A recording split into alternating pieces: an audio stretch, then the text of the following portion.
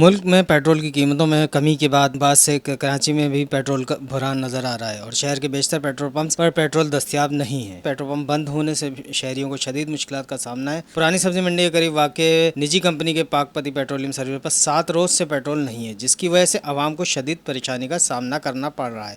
लोगों का कहना है पेट्रोल क्या सस्ता हुआ, क्या नया भी हो गया, घर और दफ्तर जाना मुश्किल है। यहाँ पर तकरीबन 7-8 दिन से कंपनी की सप्लाई बंद हुई हुई है, जिसकी वजह से यहाँ कस्टमर भी परेशान है। मैं ख़ुद भी परेशान हुआ हूँ कि किस तरीके से हम यहाँ पर जो है ना लेके चलेंगे अब स्टाफ को। तो मसला ये है कि यहाँ पर तकरीबन 7-8 दिन से पेट्रोल नहीं है, क्योंकि मैं भी यहीं से ही फिलिंग करवाता हूँ।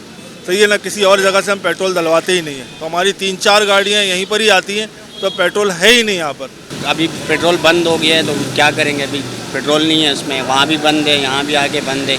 बहुत स्ट्रगल का सामना पड़ रहा है हमें, बहुत मुश्किलात हैं लोगों को। पेट्रोल तो कम से कम कुछ भी ना हो, सब कुछ बंद कर दिया जाए, लेकिन ये पेट्रोल पंप तो खोल दिए जाए।